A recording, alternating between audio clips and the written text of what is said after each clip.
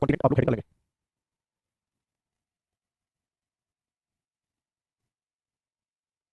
इसी को हिंदी में कहा जाएगा उत्तरी अमेरिका महाद्वीप। उत्तरी अमेरिका महाद्वीप, ठीक है। देखो ध्यान से, उत्तरी अमेरिका महाद्वीप की मैं बात करूंगा तो इसमें सबसे पहला पॉइंट होगा एरिया के अकॉर्डिंग इसकी कौन सी रैंक है? थर्ड। पॉपुलेशन के अकॉर्डिंग कौन सी रैंक है इसकी? फोर्थ रैंक है। नेक्स्ट मैं बात करूंगा अगला पॉइंट नॉर्थ अमेरिका के बारे में। इसका मैं डाउनलोड करूं। कौन सी वीडियो चल रही है?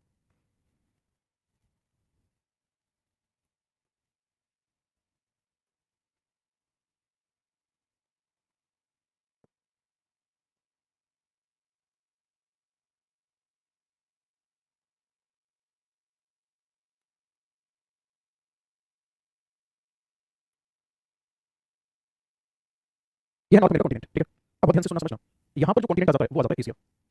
तो एशिया से किस कॉन्टिनेंट किसके द्वारा अलग होगी? यहाँ पर एक जल संधि है जिसे कहा जाता है बेरिंग स्ट्रेट, ठीक है। कौन सी जल संधि है? Bering Strait, okay, very good. यहाँ पे जो ये वाला भाग आपको दिख रहा है इसे कहा जाता है पनामा इस्थमस।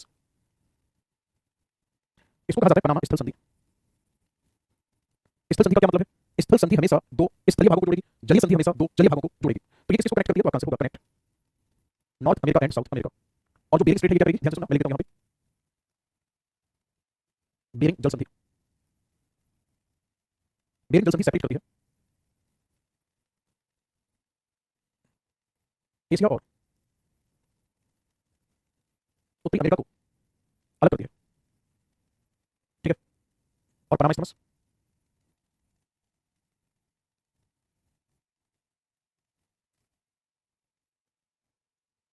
उत्तरी अमेरिका और दक्षिणी अमेरिका को जोड़ती है। आगे बात समझना। नेक्स्ट मैं बात करूंगा तो ध्यान से सुनना समझना, आगे जो मैं बताना चाह रहा हूं आपको इसे क्या कहा जाता है? तो आपका आंसर होगा, इसे कहा जाता है ग्रीनलैंड, ठीक है। और ग्रीनलैंड के बाद नेक्स्ट जो आपको ये वाला पॉइंट दिख रहा है इसे क्या कहा जाता है? इसे कहा जाता है बिफिन आइलैंड। इसे क्या कहा जाता है? बिफिन आइलैंड। नेक्स्ट मैं बात करूंगा तो यहाँ पर जो आपको ये वाला भाग दिख रहा है इसे क्या कहा जाता है? तो आपका आंसर होगा, इसे कहा जाता है बे ऑफ हडसन। यहाँ पर एक सागर पड़ता है, इसे क्या कहा जाता है? इसे कहा जाता है लैब्राडोर सी। इसे क्या कहा जाता है? लैब्राडोर सी। पूरा यहाँ पे आप लोग इसको नोट करेंगे, फिर मैं आगे बताऊं।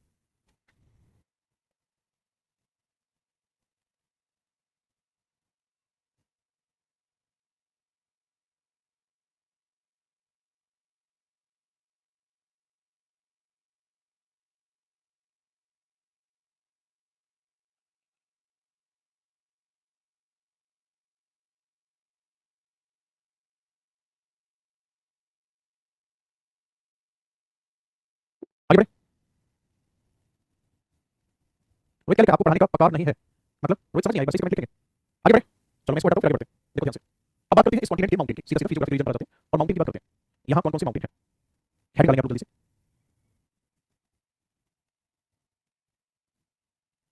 उत्तरी अमेरिका के पर्वत, कौन कौन से पर्वत हैं जो उत्तरी अमेरिका के अंतर्गत आते हैं? रोहित क्या लिखा हुआ है? अपने पास सही से कमेंट करेंगे तो मैं आपकी बात को समझ पाऊंगा, ओके।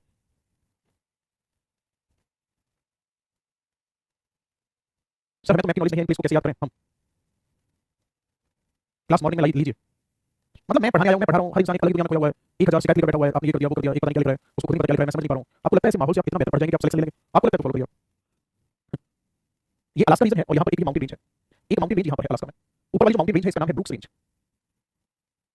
नीचे वाली जो रेंज है इसका नाम है अलास्का रेंज, ठीक है। ब्रूक्स रेंज और अलास्का रेंज ये दोनों श्रेणियां होंगी। चलो ध्यान से सुनना, ये दोनों कहां पर है? आप लोग जो मैं लिख रहा हूं उसको नोट करते चलो, इधर लिख रहा हूं लोकेटेड इन अलास्का रीजन। इसमें कोई दिक्कत नहीं है, रिप्रेजेंट भी कर दिया, लिख भी दिया।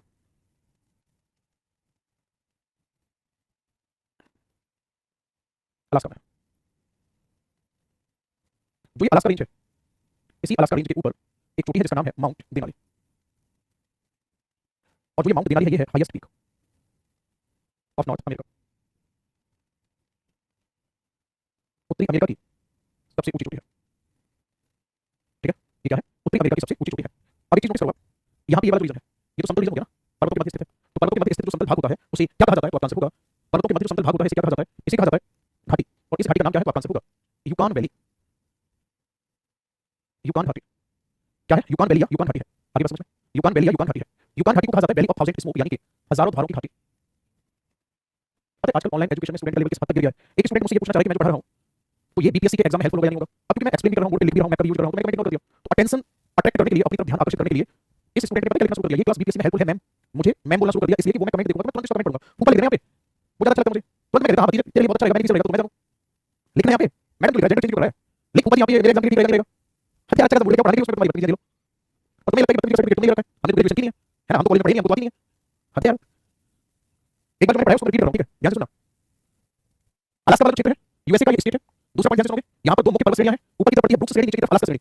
आगे बात समझ में, ऊपर की तरफ ब्रुक्स श्रेणी, नीचे की तरफ अलास्का श्रेणी, दोनों के मध्य जो घाटी है, इसी घाटी को क्या कहा जाता है, यूकान घाटी कहा जाता है, और ये हजारों धारों की घाटी कहलाती है। क्यों? क्योंकि यहाँ पे बर्फ है तो, और बर्फ के साथ साथ वोल्केनिक एक्टिविटी होती है तो धुआं सा उठता रहता है, इसलिए इसको हजारों धारों की घाटी कहा जाता है। अब अगर इस क्षेत्र में मैं जनजाति की बात करूंगा तो यहाँ पर कौन रहता है, तो आपका आंसर होगा एस्किमो ट्राइब रहती है, जो आपने सुना होगा बर्फ का घर बनाकर रहते हैं, जिसे इग्लू कहा जाता है। बात समझ में आई नहीं? कमेंट कर दो जल्दी से। In this region Eskimo tribe lives, इस वाले क्षेत्र में क्या होता है, कौन है भाई,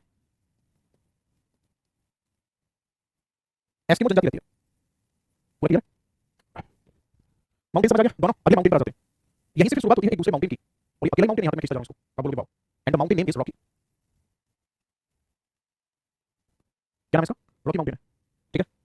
रॉकी माउंटेन की अगर मैं बात करूंगा तो ये यहाँ से यहाँ पे किसी का फैला हुआ है, इसके बारे में यहीं पे लिख देता हूँ मैं। ये है वर्ल्ड्स सेकंड लॉन्गेस्ट माउंटेन। ये क्या है, तो आपका आंसर होगा ये है विश्व का दूसरा लंबा पर्वत है। रॉकी माउंटेन विश्व का दूसरा लंबा पर्वत है, ठीक है, नोट कर लो जल्दी से। आजकल ना तो भयंकर समस्या ये चलने लगी है कि एक तो टॉपिक का नाम लिखते ही पहले ये बताओ यहाँ से प्रश्न क्या पूछा जाता है ना। रॉकी माउंटेन हेडिंग जैसे डालिए कमेंट करिए, यहाँ से प्रश्न क्या आता है, यहाँ से प्रश्न आता है सबसे ज्यादा चटपटी मोड कहाँ मिलते हैं, खाली ना सामने मूड फ्रेश हो जाएगा।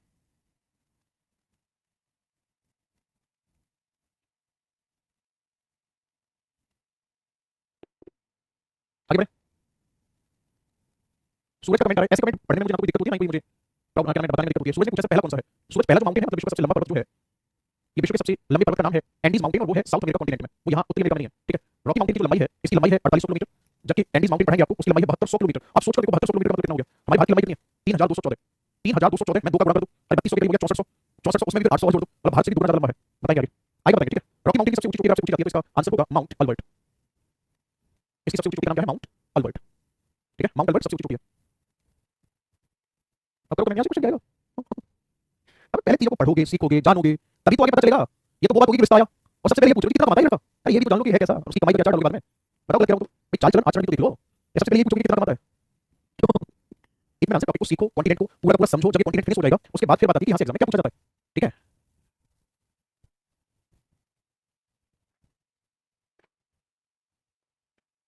आगे बढ़ जाए,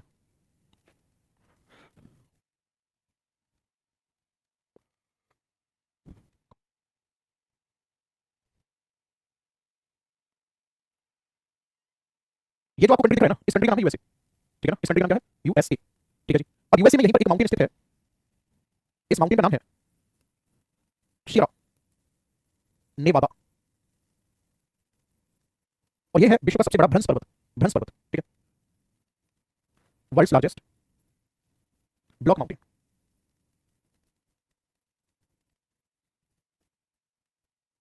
विश्व का सबसे बड़ा भ्रंश पर्वत है।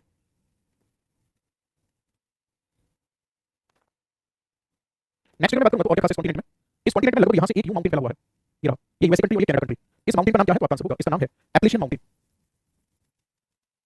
इसका नाम है एप्लेशियन माउंटेन, एप्लेशियन पर्वत। ये बिल्कुल सेम वैसे ही है जो अरावली माउंटेन है, यानी जिस टाइम पे बना तो बहुत ऊंचा हुआ करता था, आज हाइट लगातार कम होती जा रही है, आगे बात समझ में। तो इसी को मैं लिख सकता हूँ, ये एग्जांपल है किस चीज का, तो आपका आंसर होगा dissected plateau, sorry dissected residual mountain. ये एक अपशिष्ट पर्वत है। अब आपको बताना कि अपशिष्ट पर्वत क्या होता है, समझ लो इस बात को शॉर्ट में। पर्वत तीन प्रकार के होते हैं, एक पर्वत कुछ इस प्रकार का होता है, that is called folding mountain, यानी कि मोड़दार पर्वत, एग्जांपल हो जाएगा रॉकी माउंटेन। नेक्स्ट में बात करूंगा तो इसमें अलग पॉइंट होगा, एक पर्वत ऐसा होता है जिसके एक तरफ होता है तीव्र ढाल, दूसरी तरफ होता है निम्न ढाल, कुछ इस टाइप से, ऐसे पर्वत को कहा जाता है ब्लॉक माउंटेन, एग्जांपल क्या हो जाएगा, सियरा नेवादा।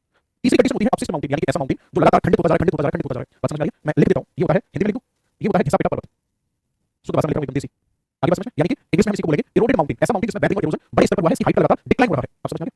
अपशिष्ट माउंटेन की सबसे ऊंची चोटी आपसे पूछी जाती है, तो तब आपका आंसर होगा, सबसे ऊंची चोटी का नाम है माउंट मिकेल। ये थे भाई साहब नॉर्थ अमेरिका के मुख्य पर्वत, इनके नाम लिख दो।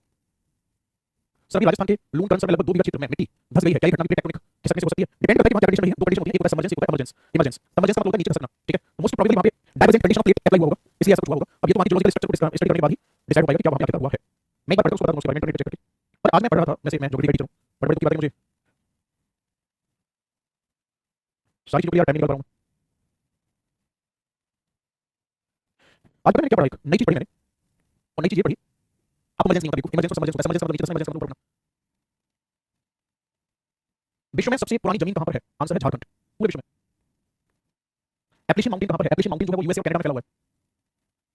ठीक है, माउंटेन बनता कैसे है? टेक्टोनिक थ्योरी में शायद मैंने आपको पढ़ाया होगा कि माउंटेन बनने की प्रक्रिया क्या रहती है। उस टाइम पे शायद किसी कोई परिया हो गया, आसमान से उतर कर उसके ख्याल में डूबे हुए होंगे, किसी आपको आज याद आ रही है माउंटेन बनता कैसे है। कोई बात नहीं, उम्र है, होता है। आगे बढ़ जाऊं बेटा, ज्योग्राफी को इतना समझना आसान नहीं है। कारण है उसका, ज्योग्राफी एक ऐसा सब्जेक्ट है जिसमें लैंग्वेज के साथ साथ फिजिक्स और साइंस काम करता है। आप पॉलिटी पढ़ते हो, आप इकोनॉमिक्स पढ़ते हो, आप हिस्ट्री पढ़ते हो, ये ऐसे सब्जेक्ट है जिसमें सिर्फ थ्योरी चलता है। लेकिन ज्योग्राफी ऐसा है, इसमें थ्योरी के साथ फिजिक्स और चलता है। बात समझ में आ रही है? दिमाग हिल जाता है, ऐसी बात नहीं है। और आपको सोचो कि आपको पढ़ने में समझने में दिक्कत आ रही है, जब मैं एक्सप्लेन कर रहा हूं तब तो मुझे कितनी दिक्कत आती होगी इस चीज को रिप्रेजेंट करने में, वो भी बिना दिक्कत। आगे बढ़ जाए इसी बात पे, चलो बहुत बढ़िया। ये एप्लिकेशन माउंटेन हो गया। अब ध्यान से सुनेंगे मेरी बात को। एक तरफ हो गया रॉकी माउंटेन, हटा दो रॉकी भाई को, चलो बहुत बढ़िया। एक तरफ हो गया रॉकी माउंटेन, एक तरफ हो गया एप्लिकेशन माउंटेन, बहुत बढ़िया।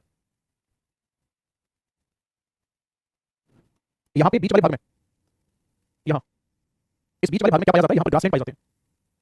और इन ग्रासलैंड को क्या कहा जाता है? तो आपका आंसर होगा प्रियली। प्रियली घास के मैदान है। दोनों के बीच में क्या पाया जाता है? प्रियली घास के मैदान। प्रश्न पूछेगा प्रियली घास के मैदान किस महाद्वीप में पाए जाते हैं? उत्तरी अमेरिका में। और इस प्रियली घास के मैदान में क्या किया जाता है? तो आपका आंसर होगा अनाज का उत्पादन होता है। प्रियली घास के मैदान में क्या होता है? अनाज का उत्पादन होता है। यहाँ पे अनाज का उत्पादन किया जाता है। ठीक है, जो प्रियली घास के मैदान है उस प्रियली घास के मैदान में अनाज का उत्पादन किया जाता है। आगे बढ़ जाए, चलो पूरा रफ करेंगे हम इसको, उसके बाद फिर आगे बढ़ेंगे।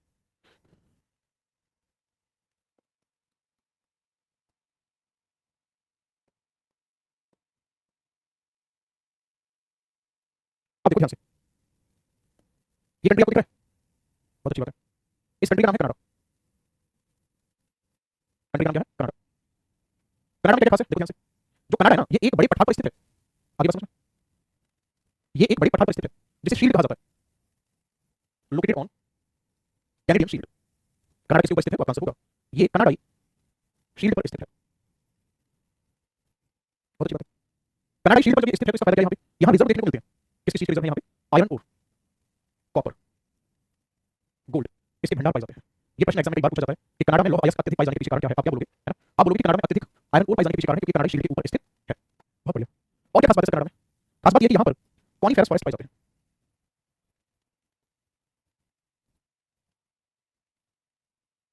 शंकुधारी वन पाए जाते हैं। शंकुधारी वन का मतलब समझ में आता है? यूं यहाँ से नीचे की तरफ जाना। और क्या खास बात है कनाडा में? यहाँ पर सबसे ज्यादा मस्टर्ड, सरसों का उत्पादन होता है। यहाँ पर सबसे ज्यादा सरसों का उत्पादन होता है। बात क्लियर है यहाँ तक? चलिए, सरसों का उत्पादन होता है सबसे ज्यादा कनाडा में। कनाडा में यहाँ पर कुछ झीलें हैं और इन झीलों का नाम क्या है? देखो ध्यान से, इन्हें कहा जाता है लेक्स ऑफ कनाडा। एक है इसमें great bear lake, great slave lake, Athabasca lake, Winnipeg lake, reindeer lake. ये झीलें हैं। ये सभी की सभी झीलें कहाँ स्थित हैं? कनाडा में। ठीक है, ये सभी की सभी झीलें कहाँ पर हैं? कनाडा में स्थित हैं। मृत्युंजय का कमेंट है इंग्लिश टीचर चेंज करिए। मुझे नहीं पता आपको इंग्लिश पढ़ा क्या है और मेरा इस चीज को लेना नहीं है। आप बस कनाडा की झीलों पर फोकस करो। और इन झीलों में क्या क्या पाया जाता है? तो आपका आंसर होगा इन झीलों में यूरेनियम, कॉपर और गोल्ड के रिजर्व पाए जाते हैं। ठीक है, कल बराबर से नोट। ये सभी किसमें पाए जाते हैं? कनाडा में।